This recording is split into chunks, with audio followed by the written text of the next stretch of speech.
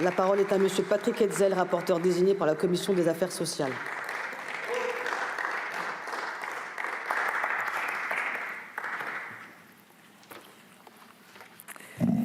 Madame la Présidente, Madame la Ministre, mes chers collègues, la fraude aux prestations sociales, comme l'ensemble des fraudes aux finances publiques, constitue une atteinte au pacte républicain qui lie les assurés sociaux par un ensemble de droits et de devoirs. Elle constitue un détournement des ressources de notre système de protection sociale, entame la confiance de nos concitoyens dans l'équité de celui-ci et doit donc être résolument combattue. Voilà les principes de base de notre sujet d'aujourd'hui, comme vient de le rappeler ma collègue. J'ai eu la chance de présider en 2020 la commission d'enquête parlementaire sur les fraudes aux prestations sociales. Nous avons alors émis un certain nombre de recommandations. Force est de constater que 5 ans après, toutes nos recommandations n'ont toujours pas été mises en œuvre. Il y a toutefois une plus grande prise de conscience du côté des responsables des organismes sociaux pour enfin lutter plus efficacement contre ces fraudes et aussi les prévenir. Bien entendu, nous le savons tous, avec la fraude, ce qui est difficile, c'est d'avancer des chiffres, car on est obligé de faire des estimations. En tout cas, en 2020, nous avions pointé du doigt que la culture de lutte contre la fraude était quasiment inexistante, par exemple au sein de la CNAM. Je pense objectivement que cela a changé depuis, mais il reste des inerties dans le système, car désormais la fraude à enjeu a 2 grandes particularités. D'une part, elle est effectuée par des professionnels de santé, notamment dans les centres qui fleurissent partout en milieu urbain et dont certains abusent du système en poussant à des actes inutiles. Et d'autre part, la fraude sociale est effectuée en bande organisée, car le risque reste faible pour les fraudeurs en comparaison avec les gains potentiels. Ce que montrent nos travaux récents, c'est que plus encore que par le passé, les fraudes peuvent prendre des formes très diverses. Par exemple, une fraude qui m'avait déjà fortement marqué en 2020, c'était la fraude aux fausses ordonnances. Elle permet à des réseaux qui ont mis la main sur des cartes vitales actives de se faire délivrer des médicaments établis grâce à de fausses ordonnances. Ensuite, ils revendent les médicaments qui partent à l'étranger pour être vendus sur les marchés locaux. Pour lutter contre cela, voici presque 10 ans déjà, l'Espagne a mis en place l'ordonnance électronique et a ainsi évité dès la première année de mise en place plus de 200 millions d'euros de fraude.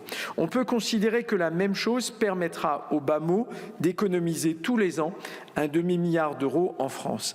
Cela est en train de se mettre en place dans notre pays, mais tout cela reste trop lent à se faire et ce que je souhaite avant tout dénoncer ici, c'est la lenteur de la mise en œuvre par les différentes caisses.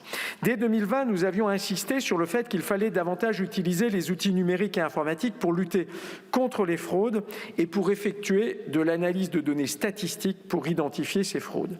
Désormais, les outils numériques sont plus systématiquement utilisés, mais nous devons aussi nous assurer que les organismes sociaux auront accès aux bonnes bases de données pour croiser des informations. Malgré certains progrès, l'efficacité de la lutte contre la fraude doit encore être améliorée car le montant des préjudices détectés et les sommes recouvrées restent encore très inférieurs au montant estimé de la fraude. C'est ainsi que l'amélioration de la performance des contrôles doit être mise en regard du montant estimé de la fraude. Au minimum 5,7 milliards d'euros en 2023, lequel demeure très supérieur à celui des préjudices constatés, qui est de l'ordre de 1,2 milliard d'euros. Et si l'on regarde les sommes recouvrées, elles ne sont que de 600 millions d'euros dans le champ des régimes obligatoires de base. Le taux de recouvrement des indus frauduleux varie aussi entre les organismes en fonction de la nature des prestations servies et du type de fraude commise. À titre d'exemple, ce taux est de près de 80% dans le cas de la CNAF, mais varie fortement selon la nature des fraudes. Il est le plus élevé dans le cas des fraudes individuelles, pour lesquelles les caisses peuvent récupérer les indus sur les prestations futures.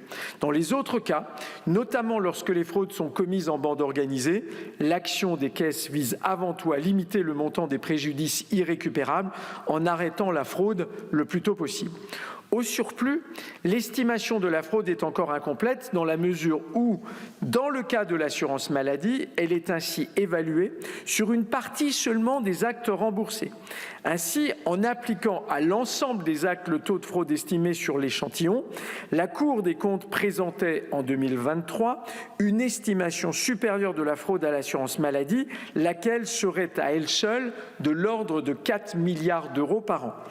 Au-delà des seuls indus frauduleux, la fiabilisation du service des prestations demeure inachevée, comme en témoigne la décision de la Cour des comptes de ne pas certifier les comptes de la branche famille relatifs aux exercices 2022 et 2023. De ce point de vue, si le la source est prometteur, sa généralisation qui est intervenue le 1er mars dernier, donc voici 3 semaines, est encore trop récent pour qu'il soit possible d'en apprécier les effets sur les indus liés au RSA ou à la prime d'activité. En tout cas, et pour conclure, chers collègues, une chose est sûre, la lutte contre la fraude aux prestations sociales n'avance pas assez vite dans notre pays. Je vous remercie. Je vous remercie, monsieur le rapporteur.